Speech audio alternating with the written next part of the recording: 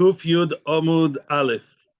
Welcome to our Amud Yomi Shiur Daf Kuf Yud Amud Aleph. Kuf Yud Amud Aleph in the bottom of the page, 110a for some of us. Welcome to our Amud Yomi Shiur. I think in the article it's I don't know which number. It's the bottom of the page. Yesoimim Oimrim. Starting the Shiur today. It's the last Sunday of Tafshin Pei Gimel, the first day of the last week of the year. That's a very, very important day. Yeah, I believe today is the Ortzak of the Chofetz Chaim. No, I think so. No, I think so. And in any event, let's do the Shiur L'Nishmas of Imor Menachem Akiva, Aviva Bas Moshe, Henya Reisha Bas Elchanan Yitzchok, L'Refuas, Chaim Ben Sete, Chana Bat Sima, the Wiltzvi Ben Karen, and the Bastomo, Chana Bat Sima. We said, okay, let's start the first case. What's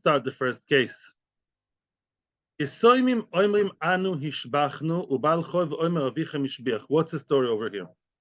A person is owed money by someone, and that someone, the one who owes money to his friend, died. Yeah, Reuven lent money to Shimon. Shimon died.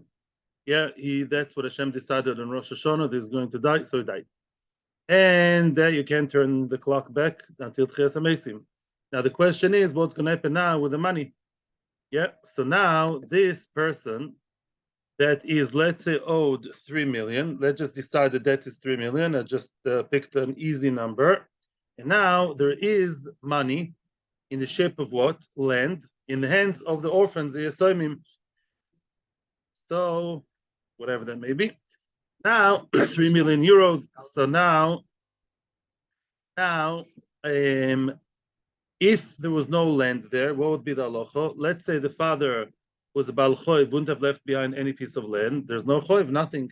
Why? Because the person's Yesoimim, big or small, don't have to pay his debts because it's their own money, or even money they inherited, which is not a piece of land, they don't have to give back Mikra Adin.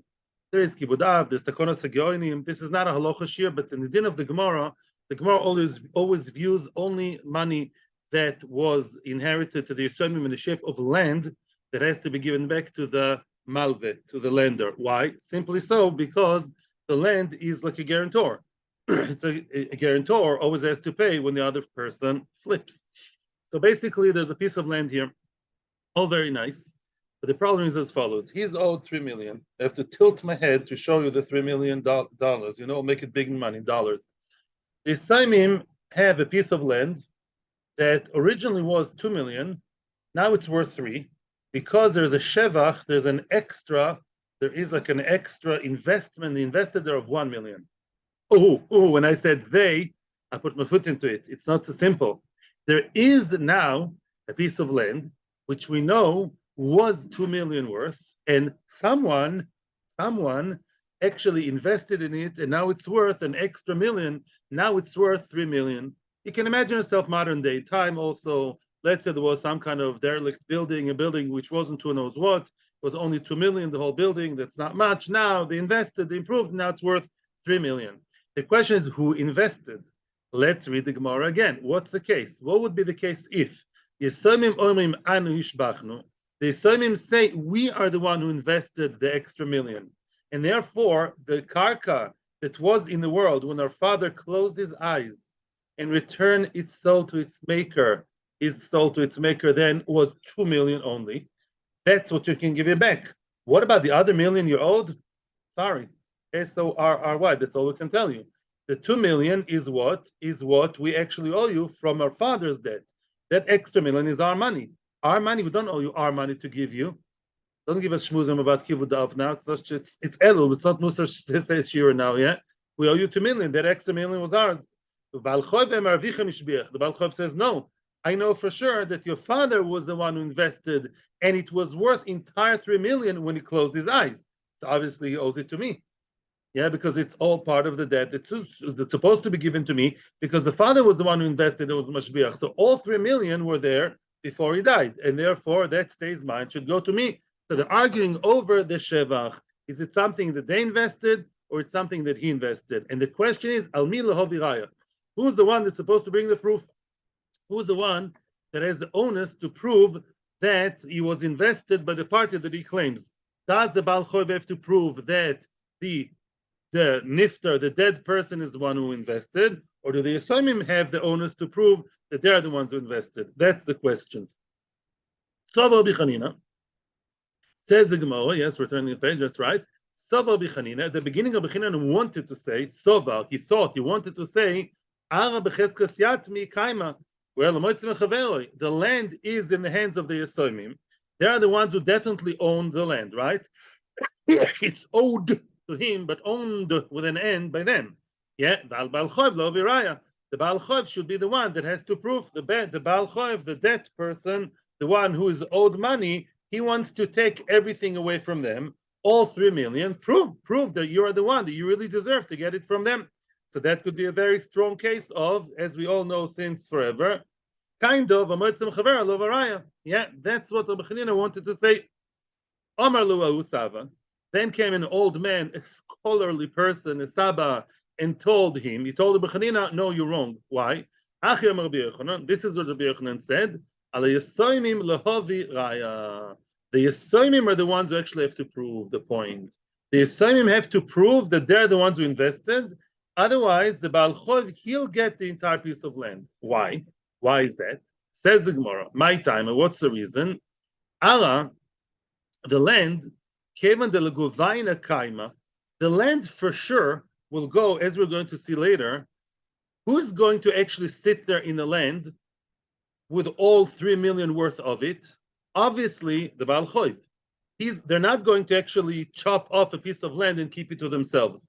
They're not going, let's say this 1 million are the trees in the land. They're not going to chop off the trees. Nobody wants to do that. But let's say it's a building. Before it was like very gray and shabby. Now it's all dark glass and shiny, fancy, and a receptionist. Yeah, all very nice. Yeah, you can't detach it. So at the end of the day, who's going to physically own the entire, not own, who's going to hold the entire 3 million? The Baal Choiv. He's going to move in with his offices and his things. So at the end of the day, those who want to get the change of 1 million, the Shitosam, they think they deserve 1 million out of the 3. They'll get change in the form of cash, or maybe in the form of a piece of land that will be left over to them. From the land, it will definitely go to him. The land surely will go to him, whatever happens. Elamai, he has to give them change. I deserve 3 million. Oh, 1 million of it is yours. Even if you're right, if you guys are right, then 1 million really is yours and not mine. I'll give you change. But surely, although right now it's in the hands of the orphans, we know that this piece of land is on its way to be owned for sure by the debt holder, or to be held by him, by the malve, by the lender. And therefore, we swap the Metzia chaver lo varaya. This is a beautiful case of yet one more case of exception to the rule of Metzia chaver lo varaya. Let's read it inside. My time. What's the reason? Ara, the land, kevan de logovaina kaima. Of course, this piece of land is not going to stay theirs, right?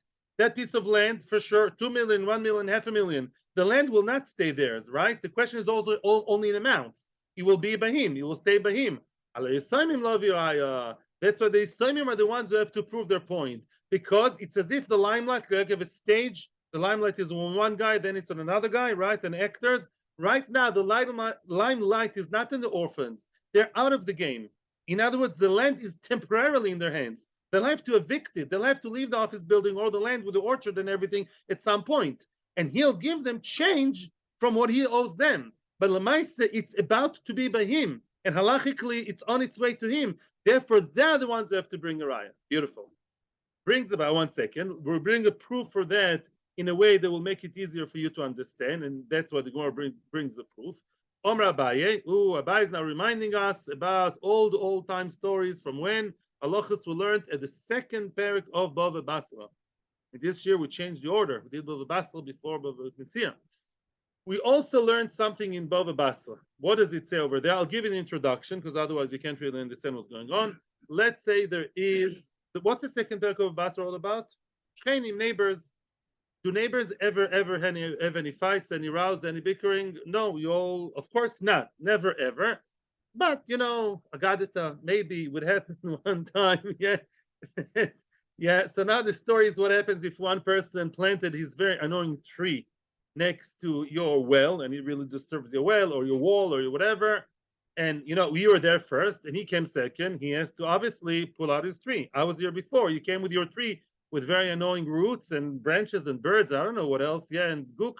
Yeah, so get away, get out of here. The other way around, no. If the tree owner was there first, and then you started digging wells and stories, because it disturbs me. First come, first serve. That's generally the logic in Perek Sheni. What happens though when a person plants a tree within 25 or 50 amos to the town? There's a city, there's a town, and believe it or not, we see trees as something very nice and green in our industrial society. But in the Gemara, it says that out of town, you have to leave a completely empty area for beauty.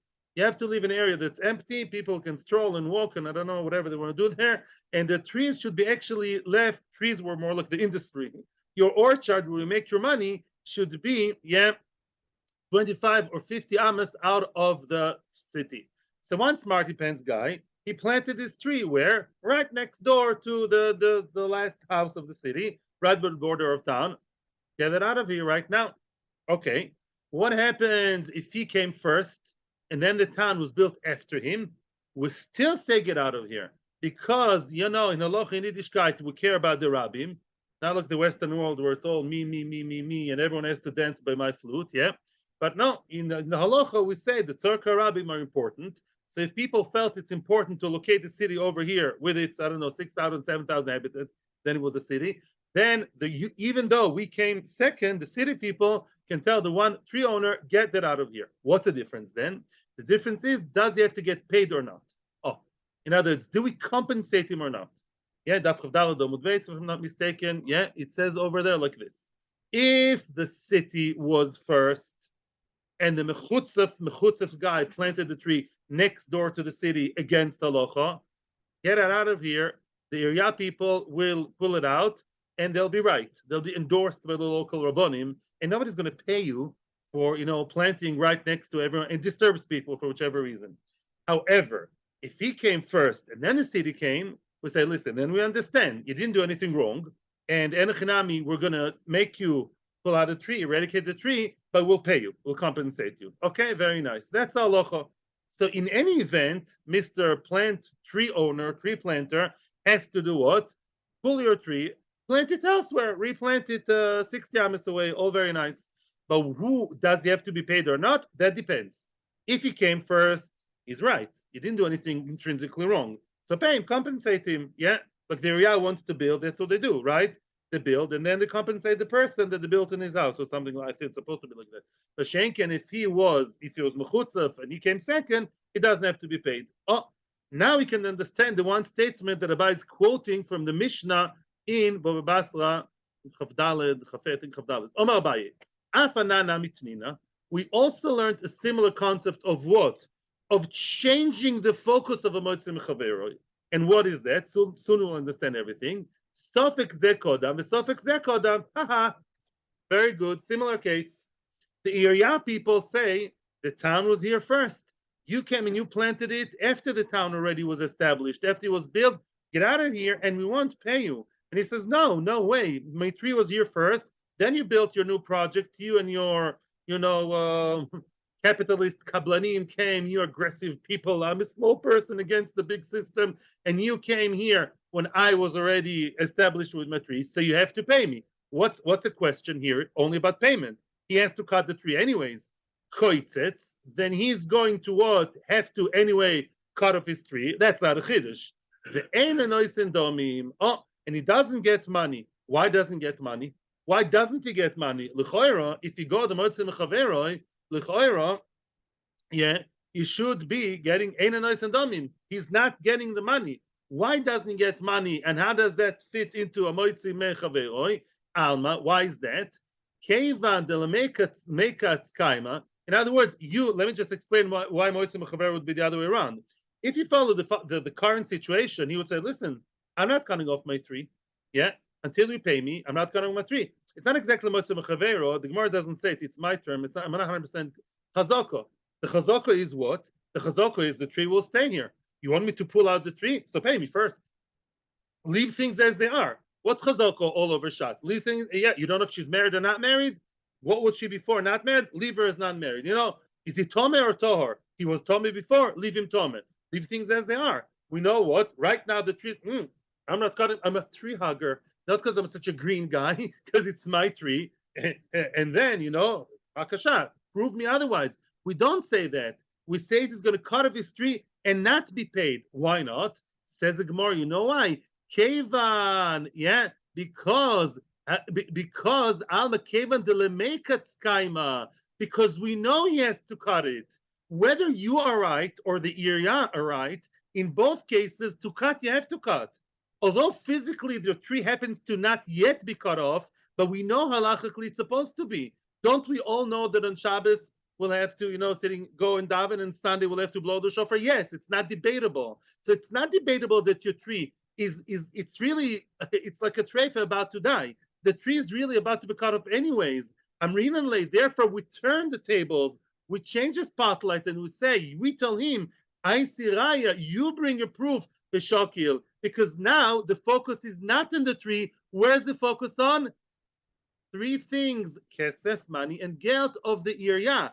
You want to get money out of the coffers of the Irya. However much we like to fight with the Irya, sometimes here they're right, because your tree has to be cut off anyways. So now the question of Chazaka is what? Shall they pay or not? You are now the one trying to be Motzim Chavero. You are trying to get money out of the Irya. You prove it. Prove that you were there first. Bevakasha. Bring us Eidim, maybe cameras help, I don't know, Shtaris, Migos, whatever you want. Prove. Eidim Lechor is the best raya for Motzim Chavero. And prove me, and Bevakasha, the Irya will pay you. Otherwise, no. Same thing over here. Ochonami here too. I Shtaro. That star. There is a star in the hands of who? Of the Mr. Baal Choiv. And that star shows, and they're not arguing on that, by the way. They can't. There's a star showed, I'm owed 3 million by your father. Elamai, we're on, and we know that he had that piece of land in Herzliya. Yes, we're ticking all the boxes. Do they owe money? Yes. Is there a 3 million shekel piece of land over there? Yes. So all the arrows show what his way. Of course, that piece of land is meant to be taken and be held by him, by the lender. It's already as if it's in his pocket already. It's as if he moved in, because he will move in anyways. So now you're arguing Motzim Chavera. You are Motzim Chavera. The Yisayim lo viraya. You guys want to claim that the 1 million out of the 3, the investment, the beautiful dark glass windows and the shiny and the beautiful design, the interior design of the extra 1 million you did in the building. Nice. You want to prove? You prove that, because he for sure will be taking the office building, and you claim you want change. Okay, maybe you're right. You want change from someone? That's Motzim Chavero. You're trying to get the 1 million out of his pocket now. Although it didn't yet happen, but it will happen for sure, 1,000,000%. So you are the Motzim Chavero. Bevakasha. If you manage to prove the 1 million was your own investment, which you don't owe him, and your father never owed him, wasn't even alive, wasn't even dead yet, then Bevakasha, prove it and get it. Otherwise, no. That's the end of Ad Kan Akofa Aleph. That's the end of the first part of the sugya. The Yisayim, they have to bring the proof. Time for questions. Second part of the story. Okay, what happens if Aisu Yas Miraya the Inu Ashbechu? Let's say that the Yisayim managed to prove, they bring Eidim, they bring whoever, Eidim is the best, that they are the ones who actually improve the land. Let's say they managed to prove, Ellen summarized it very, very nice for us. Let's say he's owed 3 million. 2 million belong to his loive, all of a shalom is vracha, many feet under. That 1 million extra, they proved is theirs.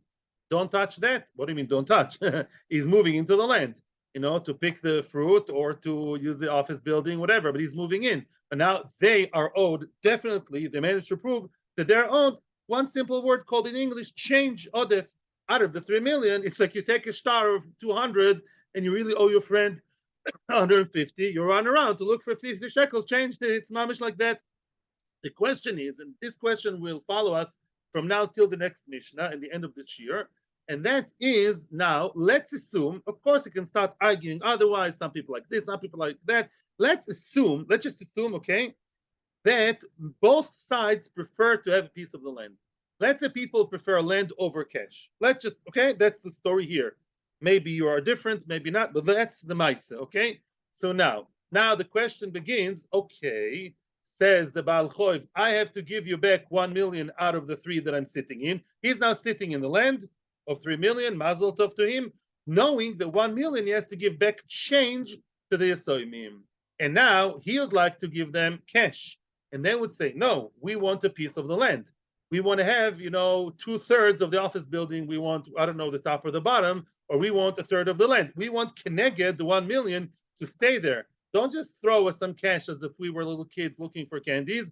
And he says, no, I'll give you cash. I want to be in that piece of land. That's another question now. Who's actually going to sit in the land? Of course, he owes them. Does he have to give them a piece of land? It's change. A few apartments, Kablanim do that, They sometimes compensate you, so they give you a dira. There are people who do that. Yeah, so, or do we say, no, I'll keep the whole thing for myself and I'll give you cash, 1 million. That's a question, okay? So now, Sava Rabbi Chanina, again, Rabbi Chanina thought of saying, Lemema, Rabbi Chanina wanted to say, Ki mesalkinan lehu, be'ara mesalkinan lehu. When we misalik them, when we basically give them back, remove them from the land, from what they're owed, we pay them. Misalik here means to pay them what they're owed. We pay them with a piece of land. In other words, let's say there are 3 kilometers, whatever, 1 kilometer belongs to them, stays there as change, yeah, or 1, whatever, Keneged the Shevach, or 1/3 of the office building, whatever that is. Velohi, says the Gemara, no, that's not true. Again, we are against Rabbi Chanina's Memra, and we say, no, we change that, we don't agree with that. And we say, B'dami misalkinan lehu, we give them back cash. In other words, he has more rights than them. The question is, be'etzem, as we're going to develop the sugya, who's more of a balabais? Who's more of the owner? Because really, it's an interesting question. Mitzad echad, historically speaking, the debtor had to do the land before them, before the father died. They're only narrated now, right? He was owed that piece of land before, when they were in Cheder, a long time ago. On the other hand, currently they are the heirs. They are the ones balabatim. So who be'etzem is more of shaykhis over here to say, I'll stay in the land and I'm not getting cash? That's really the question. So now we argue with Rabbi Chanina, and we say, Bedami misalkinan lehu. No, he stays in the land. Soon we're going to, not so soon, eventually we're going to know why. The Baal Choiv stays in the land. The Baal Choiv is now in the land, not the orphans, right? The Baal Choiv is in the land, and the orphans get back cash. And he has more tefis than the actual land, and they get 1 million, not 1 penny less. They'll get it tomorrow in the bank transfer, 1 million to the bank as what is cash. How do we know that? With Rav Nachman was a dayan, was a big mumcha in Choshen Mishpat, yeah, and he's quoting who? The Omer of Nachman, Omer Shmuel. That's two big guns. In Choshen, you don't argue the Omer of Nachman, Omer Shmuel. Says Omer of Nachman quoting Shmuel, two big dayanim in Bavel. And what do they say? Oh, now we're going to have to change the picture.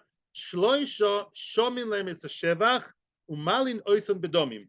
There are 3 cases. One of them is this. We're going to see 2 other cases in which shomin lemes shevach. It's not the only case in the Torah where people are owed karka, right, piece of land.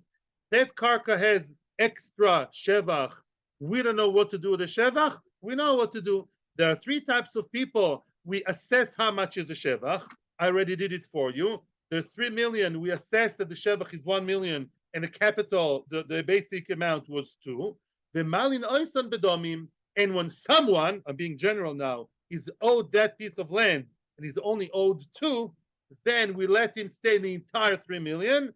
The masalkin oisan bedomim, malin bedomim, and those that say, hey, we were mashbiach, we owe, no, very good. You are the ones who invested. Your investment will give in the form of cash and will completely evict you out of the land. And the difference between what I, the one sitting there now, have and what you, that were evicted, what you're owed, that I'll pay you in cash. The cash is the change I'm giving will be in cash. These are 3 cases. Let's pause because I have to make a new picture now. What are those 3? That's all. There are 3 types of balicho. People are owed money.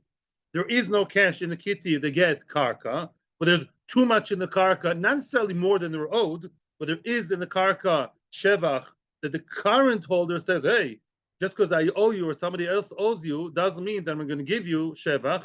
Yeah, I won't give you the whole land. And we say, no, mali noisen bedomim. We say, no. The one owed the money, whoever that is, receives it in what? In karka, because there is no cash, receives in karka, and you who invested so nicely, we feel so much for you. Lamaise, whatever you invested, you'll get back in form of cash, not in form of karka. It's not always, but these three cases applies. The Eluhen, these are the following. The first case is a bit of an exception to the rule. B'choyer le poshut. B'choyer and poshut. Okay. So this is 66.666. This is 333. Now, let's say a b'chol and a poshut, a b'chol, a firstborn, yeah, a b'chol, and this is a poshut. Poshut is a regular guy. Only two brothers inherited, no sisters, no stories, no lawyers, no whatever. Yeah, of course, lawyers, yeah. And what the regular keren, what the father, the piece of land the father left behind, when he closed his eyes, returned his soul to its maker, Rosh Hashanah, was what? That was the basic, the capital, worth whatever, 100 million, worth something. 2/3 go to the Bechor, and a third goes to the Poshut, to the regular brother. Poshut means simple, regular brother, and that is so simple, excuse the pun. Now, what happens next? That the father died 2 years ago. Meanwhile, the brother was very nice and friendly. Together, invested in the land. Yeah, they put they planted trees, they refurbished the whole office building, whatever they did. And now look at that, so to speak, second floor. It's all one same piece of land. So now they're coming to split. They're coming to split. Let's say this is worth 100, and the investment that is the investment. This floor over here is the investment that they added. So now, when there is money that was generated, listen to my words, generated by the father's land, although improved by them, but let's say it's trees on the land or fancier building, whatever, it's the same thing of the father, but more money came, more money because we invested came, more value, more worth came after the father's death. Does the Bechor still get Pishnaim? No. It says, B'chol asher yimot zeloi. The Torah says, we had this entire parak, Yeshnoichlin, B'chol asher yimot zeloi. The Bechor only gets b'muchzak and not b'ro'ui. Only money that the father actually bequeathed them when he died, that the Bechor gets double. But all kinds of dividends, shares, a new stuff that came into the inheritance before the split, between the death and the split, that's very crucial time. At that point, new money was generated through the father's money. I don't know, money came in, rent came in, the chule. That the Bechor only gets half. Now they invested an extra 100. Now they're coming to split. And that is messy. Why is that messy? Because now a third and 2/3 for sure he gets the basic. Over here it's half-half. It's really 50 and 50, right? In other words, yeah, the 50, this is half and this is half. Yeah, the extra, the Bechor only deserves half. Why? He's a regular brother. The extra money he doesn't get Pishnaim because that's called Ro'ui. That's called things that came after the death and before the split. And then for now, it's not so tricky. But basically, how much would he get of the total? A quarter. The little one gets a quarter. Why? He gets a third over here. He gets anyways, right? Now over here, he deserves how much? He deserves another half, entire half, right? Right? He gets half of over here, plus he gets a third over here. A third anyways he gets. Now, from here, he deserves how much? He deserves a half. How does he get it? How does the Lamaisa get this from the whole thing? So now we say the Bechor will get this. Is going to get the Poshut will get this. The Poshut will get a third of everything, right? Now this is still owed. Why? Because this came for the extra that the Poshut deserves, right? All this goes to the Poshut, right? All this goes to the Poshut because it's an extra. It's an extra bit that came after the death of the father. It's called Roi. Roi, he doesn't get any extras. But in order to, because Lamaisa, the land belongs to the Bechor, that from this line downwards, this is yours, Mr. Little Brother, all very nice. But from here onwards, this land really is the land of who? Of the Bechor. Now, this is owed to the little one, right? Because of any extra, it goes half-half. So that 6, the 16.6, that bit over here, yeah, that be'etzem goes how? By cash. That he's only going to get by cash. Yeah. Why? Because really 2/3 go in total to the big brother, and from the whatever he owes goes cash, because his ownership is bigger. Because why? It all came from his 2/3. Yeah, look, these are all arrows. Yeah, the 2/3 of the big brother that belonged to him, they generated how much? All that. You only get half the seder.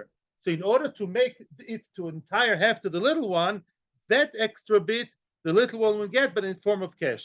He has less of a claim, only claim of a cash, not more than that. Because in all three cases, as we're going to see, the people that get the cash are the people who are the weaker ones. And here the poshet is weaker, because 2/3 really belong to the brother. He has to give back over the royal seder, that he'll give you in cash. That's case number one. Now, second case, that's our case. That's our case. Let's say there's a Balchoiv or a woman. She may be the mother of the Yesoimim. That's the case we just had now.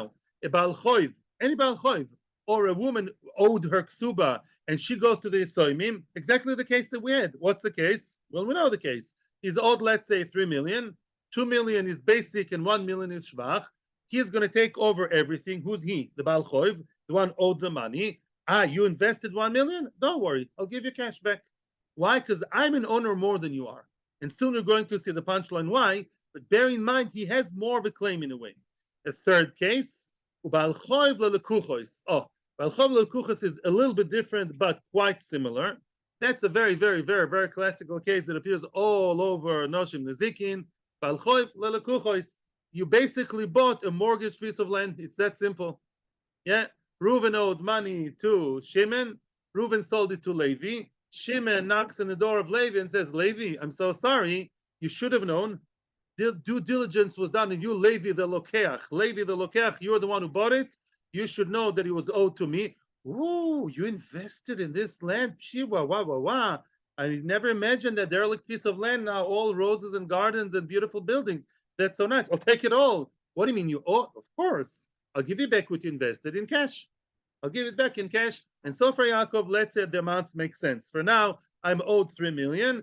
This land was 2 million. Also nice to see in honor of Rosh Hashanah. Now it's 3 million. Oh, that one extra I really owe you. I owe you. Better. I know you invested. Yeah, you foolishly invested, by the way. I just want to point out before you're going to scream at me. He foolishly invested in land that was mortgaged. He should have known not to so quickly invest in it until he knew that the other one was paid, which he wasn't. Yeah, the Maisa. You invested, okay? I'll give you change in the form of cash because my claim on the land was before yours.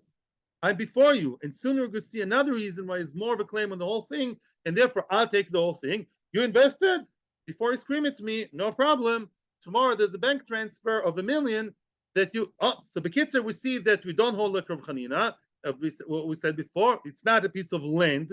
You won't get it in the form of a piece of land like you'd like to, Mr. Levi, the Lokeach, the buyer. Rather, I'll take everything and I'll pay you cash. I'll buy you, not buy you out. I'll give you cash.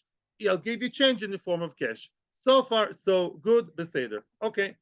Omer le Ravina. So let's summarize until now. What did we say? Beat Yesoimim, beat brothers, small and big, and Bechor, beat regular Balchoiv Lakoch, classical case. Whoever gets the land gets the entire land with all the extra investment, which he doesn't deserve. Don't scream at me. I don't deserve. Fine. I'll pay you in cash. But to say you want to keep your hold into the land 1 foot inside and actually own the one that you invested, part invested, that no. I can take you out of the whole thing and I'll give you cash and I'll stay there. A whole complete intact piece of land will be mine. Who's mine? The one who has more of an earlier claim, such as Balichov of different types, leave behind the Bechor and the Poshut. Okay, all very nice. Omer le Ravina le Ravashi. Ravina is asking Ravashi, the two latest Amiroim. Lememra, is this actually coming to 10? Lememra, are you seriously telling me the Sova Shmuel Balchoiv le Lekuchos? Do you really think the Balchoiv Bechlal has to reimburse the Lekuchos at all? Ooh. Now we're coming to claim something even more daring. Umi isle shrivcha lelokeach. Do you think that the Lokeach Bechlal, gets that? Lokeach in this case is what? The one who invested. He bought a mortgaged piece of land, invested too quickly without thinking. Yeah, I'm just saying this. You shouldn't have too much sympathy to the guy. Yeah, and now he's screaming, "Why are they taking away all the beautiful, roses I invested, and also the new hotel I built there? they take it away from me. Why is that? Says Shmuel, do you really think that Shmuel himself, as quoted here by Rav Nachman, said that Baal Choiv actually goive that Shivcha Lokeach, that the Lokeach will be reimbursed and get back in form of cash or anything what he invested? We see not like that. Shmuel says, Baal Choiv goive es shevach. Wow. A Baal Choiv goive es shevach. A Baal Choiv takes the shevach, right? Now, I don't know how much he was owed. Let's leave that on the side. But Baal Choiv takes the shevach of what? Of what is vested without paying anything back. Ooh, why? Because you don't like that word, you were foolish. You acted illogically. You knew who's you? The one who bought a piece of land, which he knew or should have known was mortgaged because there's shtar. Shtar has something begins with a kuf. I call. And what? And you knew that, or should have known that, due diligence. And you're so eager and so this and so young and promising, and invested all building without thinking. Now they'll take away that building because now he's owed that. He's knocking on the door. Very nasty knock on the door. In Rosh Hashanah, we daven that shouldn't happen. And he said, the whole thing goes to me, says Mr. Baal Choiv, the lender, yeah, the one, the mortgager, yeah, the bank comes and takes everything from him without paying him back anything, although he invested. So it's a steer and Shmuel, or maybe Rav Nachman got Shmuel wrong. This is Rav Nachman quoting Shmuel. The kid, sir, does he get any payment for what he invested, any reimbursement or not? Yes or no? This is Rav Nachman quoting Shmuel. We have a Shmuel saying otherwise. The chi tema, and if you want to reconcile with a term which we've seen a few times before, maybe you want to reconcile and say, hold it, depends what. Lo kasha, not difficult. Kan b'shvacha megia l'ktefayim, or katafim maybe. Kan b'shvach she'en megia l'ktefayim. That's from Daf Yudaled. No, you have good memory. Shvach she'megia l'ktefayim is what? Let's say, let's start like this. What happens, forget about the office buildings and all kinds of modern day ideas. It's a classical piece of land, agricultural and nice. Now, what happens if he's not nasty really, he's a nice guy, yeah? But Mr. Malve, whose land is mortgaged to, are you following? The land is mortgaged to him. Knocks on the door of Mr. Levi, the buyer, and says, I'm sorry, didn't you know that the land is really owed to me? I'm taking the land.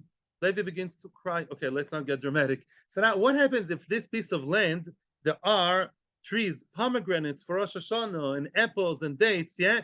And they're very ripe, they're about to be picked. Can the Malve take those? No.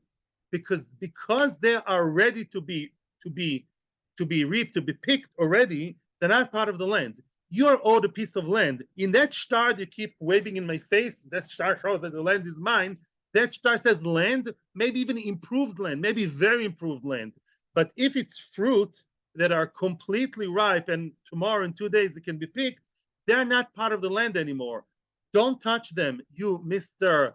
Malve, Mr. Collector. I'll pick them, in the next few days, then I'll give you back the land. That is not even a debate. That's not Shvacha Megillah Ktefayim. Shvacha Megillah Ktefayim are fruit that are one stage before that. They still need the earth a little bit. They're one stage before fully ripe, yeah? And that could be a difference. What could be a difference? Let's read the Gemara again. Kan, first wide line, by the way.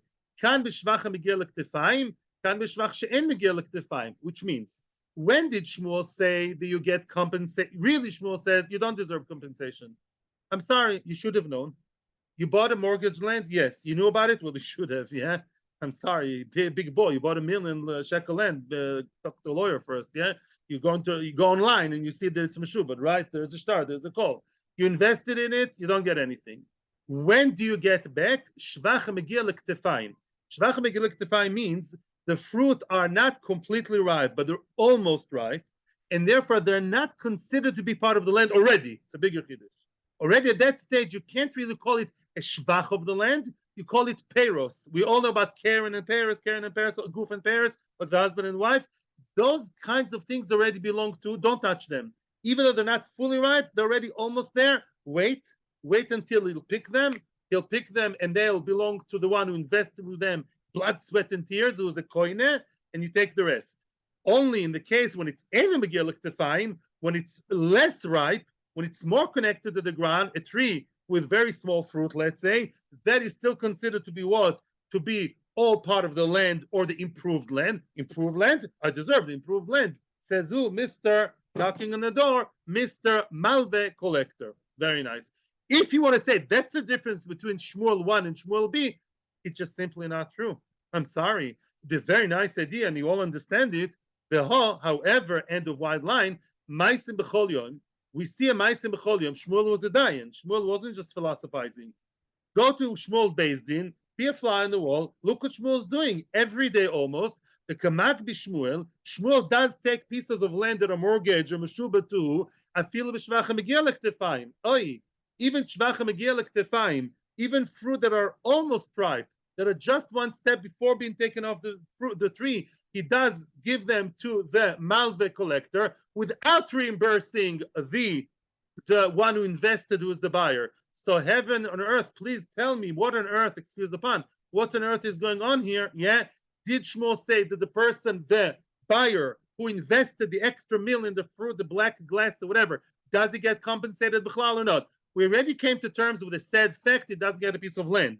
So it says, okay, he's going to get cash for all his hard work. Now Shmuel says, no, he doesn't get anything. So will a real Shmuel step up, please? Lo Kash answers the Gemara, and we're getting to your point, Yaakov. Depends how much debt was there. Oh, the Masik Bekeshiur Ara V'Shivcha. Very simple. If really the debt was 3 million, like in our case, he's owed against the land, the principal, the basic amount, and the Shevach. He gets everything. I'm owed 3 million. Well, Shgocha Pratis. There was a land of 2 million. You invested an extra million, 3 million. You know what? Give me the whole 3 million. You won't get a penny back. By the way, you guys can claim maybe he wants to go back. Now, if the field was sold by Achrayas, then maybe can go back to who? To the seller. That's just not our business. No, I kept telling you too much about how much of a fool he is. Maybe he's not a fool, maybe about the Achrayas. It's not the issue now. The relationship between the buyer and the seller is right now out of the picture, leave him out. But the relationship between the seller and the original guy, the one who claims it back because he's owed that piece of land without an N, that is, I'm owed 3, I'll get 3. I'm not giving you 1 penny back, not even in cash. Oh, the loy masik b'shiur ara v'shivcha. Very good. However, if he's only owed how much? 2 million, and the land was 2 million, but after hard work and siyata d'shmaya of who? Of the current buyer, it's now 1 million more. Obviously, needless to say, and you don't even know what the chiddush is, then of course he'll be getting back how much? Cash of 1 million. We're not in Sodom V'Amora here, yeah? You're owed 2 million. The land is now 3 million. Nobody's going to cut the land, and you're going to sit now in the 3 million land, which obviously 1 million screams to high heaven. You're not even owed that. You don't owe, you're not owed and you don't own. How do you give it back? Here comes the chiddush of the beginning of the sugya. You get paid how? What form of payment is that? Cash, and not, and yet they won't allow the loikeach, the buyer, to stay there, in a third of the land, to maintain and retain keneged the shevach. In our case, 1 million. No, you get out of the whole thing. Mr. Original Baal Choiv Malve lender, bank mortgager stays there completely. Of course you owed money. Bank transfer tomorrow 1 million, and if not, you take me to court. Yeah, very good. So really, you may say it's not a chiddush. So what is the only chiddush over here? The only chiddush really here is that it pays him in cash and not in land. Very nice. So let's summarize now. And it's very, very good. Again, it's very simple. It's really, these sugyas tend to be complicated of shibudim. This is actually one of the easiest one. Again, it's very simple. Says Shmuel, I'm not talking halacha l'maisa, but this is what we see in this page. A person lent money. Reuven lent money to Shimon. Shimon sold a piece of land to Levi. Oh, very nice, right? The piece of land is mortgaged to Reuven. 3 million, that land was 2 million. Levi, the buyer, invested 1 million, and Shimon says, I'm so sorry, I have no money. Where's the piece of land? I sold it to Levi. Okay, great, no problem. Pass the buck. Reuven, who's owed 3 million, goes to Levi. Levi had a piece of land of 2 million. Wow, this is like in a science fiction movie. I remember 2 million. Now there's 3 million. You invested so nicely. So what do we say? Yeah, Reuven takes all 3 million. And how much does Levi get? 0. Maybe Levi goes back to Shimon or not. There's a different child in Choy or not. Why did you invest foolishly in a land that was mortgaged? That's another Maisa. Maybe it's other Lomishane. That's the point. However, if Reuven is owed 2 million only, right? And the land is 2, and actually 3. And the third million was invested by Levi. Anybody with his right mind would obviously understand that now Levi has to get back how much? 1,000,000. What's the chiddush in this whole story? There is a chiddush. Very, very good. That's a chiddush. Levi and Reuben come to Beis Din loggerheads, red in their face, not moichel. Oh, Erev Rosh Hashanah, how can they behave like that? Million. Says Reuben, I'm going to take the entire 4,000,000. I'll pay him back in cash. And Levi says, I invested in this land, blood, sweat, and tears, and I lost my whole shalom bayis and chinuch. I worked all the time. And what? I'll take what? I'll take a third of the land. I want, 1/3 of that fancy office building they built. Who's right? Apparently, the original one, Reuben, is right, and Reuben will get the entire one originally owed. The whole thing will get the whole 3 will sit there entirely and give back cash, bank transfer tomorrow of 1,000,000. You may ask, of course, why, which the Gemara is going to discuss, but that's really the punchline of today's shiur. Yeah, the return, the change is given in cash, not in retaining a part of the land. So far, so good. Questions are very welcome, but not right now. Okay, now continues the Gemara. Okay, so that's all very nice. Frag the Gemara. Fine, I understand that partially. The chiloi masik shiur arav v'shivcha, fourth line. Yeah. The chiloi masik shiur arav v'shivcha. In the case we just portrayed, where he's not owed masik, he's not collected keneged the land and the extra. He's owed 2,000,000, and now the extra shevach is an extra 1,000,000, all 3 together. In that case, the yavel is zuzi lelokeach. What does it give the buyer? The customer invested money, cash, right? And he, gets him out of the story. Says the Gemara, now a partial question. There is another machloikus. I'm sorry, there's machloikus in Ksubas. That's an introduction before we continue to the next thing. We have just 5 minutes, which is good. Let me ask you another question. Let's talk about a simpler case. No investment, no investment. Same story, same old story appears all over the Gemara. Reuben lent money to Shimon, 2,000,000. Shimon sold 2,000,000 field to Levi. Levi didn't invest a word, nothing. Levi is not such a big investor, sits in koilel, happy that he has the rent coming in or the fruit-bearing tree, no investment. It's all the same number.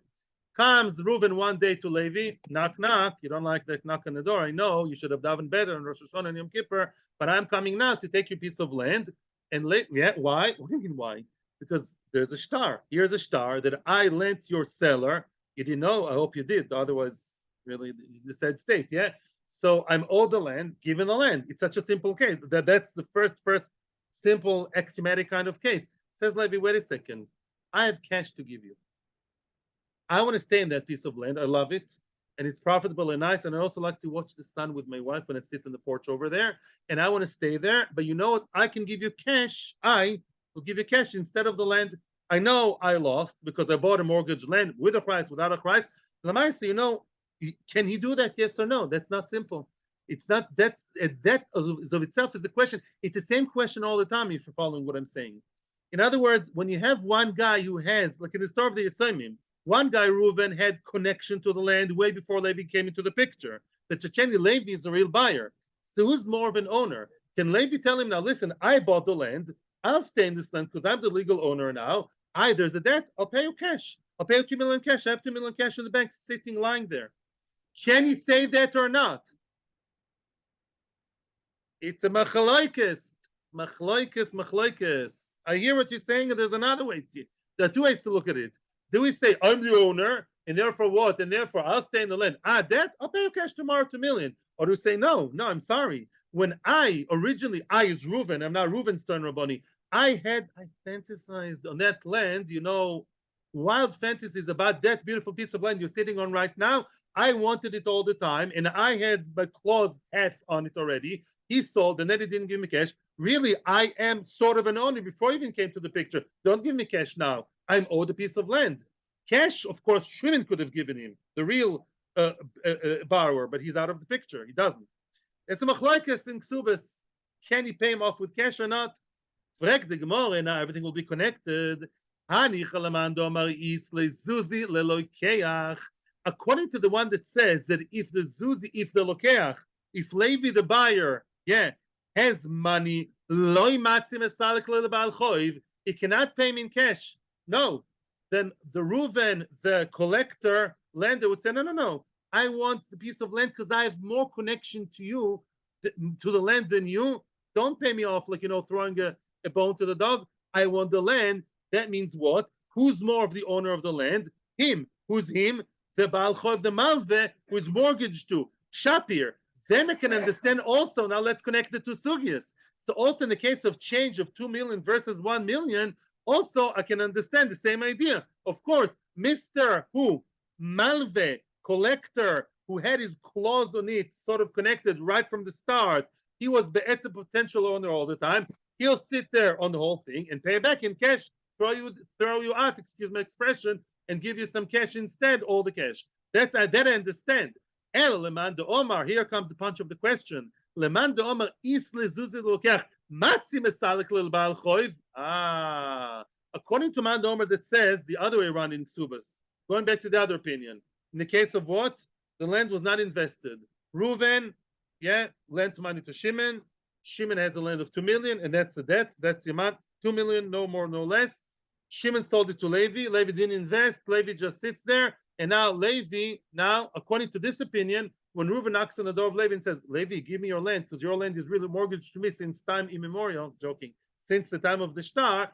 And Levi says, no, I have cash to give you. You can force him out of the land. Who? Levi, the lokech, the buyer, will tell Reuven, no, it's my land, more than it's yours. I bought it. There's a debt in the background, hovering here in the bubbles. Okay, I'll give you cash for my own money and get out of here, and I'll stay. The opposite opinion, are arguing. So who's more of an owner? The one who's the current owner, not the one that the land is owed to. If so, what we're saying in our sugya does make sense. The Nemale, if so, in our case, when there's a difference of, Shevach versus Karka of 1 million out of 3, why is he chased out of the land? I thought that the new guy is more of an owner. It's true that he's a latecomer, but he's a buyer. Or the other one is only Meshubad. Obviously, yes. He's an owner, the new guy. The old guy was not a complete owner. He was not an owner. He was just someone who's owed money. And that's just one of the lands that is owed, potentially. V'neimale, if so, mapitom to kick out the new guy and just pay him off in cash. V'neimale, Mr. New Owner, buyer, investor, should tell Reuven, the one who comes to take everything, Ihaveli Zuzi, excuse me, you mechutzef. Ihaveli Zuzi, if I had 2 million or 3 million, however much you're owed, if I had the 2 million you're owed, I would have just taken you out of the whole land. You wouldn't see 1 iota, 1 millimeter, 1 molecule of the land. If I had cash, according to this opinion, you owed 2, I'd pay you 2 right away, chase you out, and stay with my 3 million. You're exploiting my lack of money in the wrong way. After the Leslie Zuzi, now that I happen not to have cash, at least have the griva de Arabaroi, Shiur Shivchoi. Give me a piece of the land, which is how much? Corresponding to the share of the Shevach, in our case, 1 million. In other words, it's not being sympathetic because I don't have money. Pashut, I'm more of an owner than you. According to the opinion that Mr. Current Owner may pay off the entire amount, if he had the whole 2 million, the billions, whatever, if he had the money of the debt, the buyer, he could have just get you off his back with cash, and you couldn't say anything, even if you, Mr. Reuven, die for the land. That means what? That the new owner is more of an owner than the one owed. Same thing over here. So why is it when we have a difference of prices, it's all of a sudden different? Why? The Church should do the same thing. You're owed 2 and you have a land of 3, which is all mine, really? So Mimele, at least leave me 1/3, which is really mine. Don't put your, excuse my language, clause into it. What's going on here? Here comes the huge punchline. And that's the end of the sugya. You know the story over here is, you're right, everything you said is right. You're making a kimta. There's a specific case where what the Gemara says is true. That piece of land was an apoitiki, which is a term which we've seen many, many times, and you all know what's a poitiki. The Gemara explains, for those who don't know, what is a poitiki? That originally when Shimon borrowed money from Reuven, the agreement was loyal chapiron elamizu. I have 10 pieces of land. I'm a land mogul, whatever. I'm a big Nadlan guy. But the piron you will have, the payment you'll get in case I have no cash, is only from this land and from this land only. That is different. Let's summarize everything. The case in which everyone agrees, both opinions of Ksubas would agree, the Reuven has more of a claim on the land than the current owner, even the opinions say that current owners are usually stronger than the ones that the land was mortgaged to. That's in a general mortgage. What did I tell you before as half a joke? That the Mr. Malve can tell the current owner, I've been fantasizing about this piece of land before you even knew about it. He can only say that if that's the only piece of land that you're owed. If this piece of land was marked and what's a poitiki? Po tehe kai. This will be the only land that will be yours and no other land. Then it's already half a kinyan. Like in Pesach, in Avodim, in many things. Then can come Mr. Reuven to Levi and say, I'm sorry. Usually it would be right. If the field you bought would be 1 out of 10 fields and you pick this field, you can tell me, listen, you can go to any other field, or if for whichever reason you go to my field, then Anachnami, I want to stay with my third. I'm more verbose than you. You owed the 2 million. Okay, take 2 million and leave me a third of the land where I'm staying. I'm over balabais. I'm the owner. But she'enken, if the original agreement, the debt and the mortgage of Mr. Reuven vis-a-vis Shimon originally was that this is the only one, the one and only unique and one echad yachid miyuchad piece of land that will be his as mortgage and no other land. That means that the connection of Reuven, the lender, to the land was earlier and stronger because that's the only land he's owed. In such a case, of course, he can evict Mr. Levi out of the whole thing, not pay him any piece of land. You invested $1 million, only cash. Questions and comments are very welcome right now. And see you tomorrow. Thank you to everyone in YouTube, Torah Anytime, and Paul Lashon that watches us. Sorry for looking at the screen, but I have your very close with people that I'm talking to. And Be'ezras Hashem, if it's a bit difficult, you can revise again and again. You can email me questions. Atzlocha uvrocha b'chol inyonim. Have a great day. Thank you very, very much.